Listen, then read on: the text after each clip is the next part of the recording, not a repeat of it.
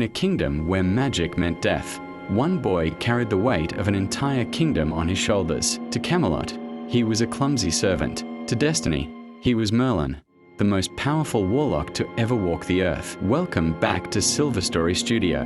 Today we are breaking down one of television's most tragic heroes, Merlin from the BBC series. This isn't just a story about magic, it's a story about sacrifice, identity, loyalty, and the unbearable weight of destiny.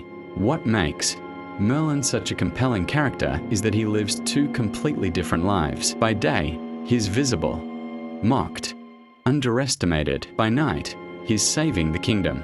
Camelot sees a servant. The dragon sees a legend. This split identity creates something deeper than secrecy. It creates isolation. Think about it. Every time Arthur praised bravery, it wasn't Merlin. Every time Arthur defeated a magical enemy, it was Merlin. Every victory belonged to someone else. And the cruel irony, if Arthur discovered the truth too early, he would have been forced by law, and by his father's legacy, to execute his best friend. So Merlin lives in constant emotional tension. He can't defend magic openly. He can't reveal himself. He can't even grieve properly when magic users are killed. For 5 seasons, Merlin lives in survival mode, and that quiet suffering is what makes him heroic.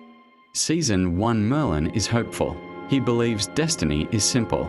Protect Arthur, and everything will fall into place. But as the seasons progress, something changes. Merlin becomes colder, more calculating. He starts making morally grey decisions. He poisons Morgana. He lies to Arthur repeatedly. He manipulates events from the shadows. And here's the uncomfortable truth. Merlin slowly becomes what Uther feared, a powerful sorcerer operating in secret. But the difference? Merlin chooses restraint. He never uses power for dominance, only protection. And that restraint is the true mark of a hero, because real power isn't about what you can do, it's about what you refuse to do. By season 5, Merlin isn't just protecting Arthur, he's protecting an idea. A future Albion where magic and humans can coexist, and he carries that future alone. Morgana is the perfect mirror to Merlin, both born with magic, both betrayed by Camelot's laws, both shaped by secrecy. But where Merlin chooses patience, Morgana chooses vengeance. The difference between them isn't power, it's guidance. Merlin had Gaius, Morgana had fear. This parallel makes their conflict heartbreaking, because in another world, they could have been allies.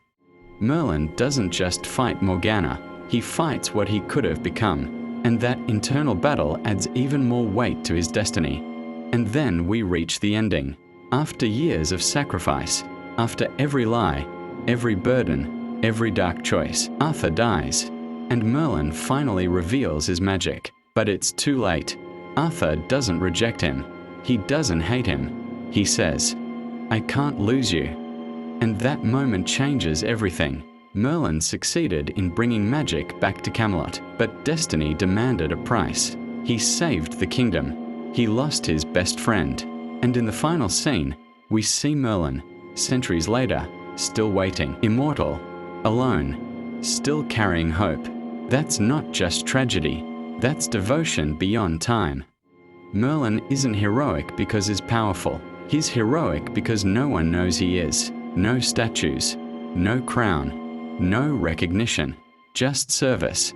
True heroism is doing the right thing, even when history will never know your name. And that's why Merlin is one of the greatest tragic heroes in television history. But what do you think? Was Merlin right to keep his magic secret for so long? Or did that secrecy ultimately cause Arthur's downfall? Let me know in the comments. And if you love deep character breakdowns like this, hit subscribe, because every week we are diving into another character. And trust me, that one's even more complicated.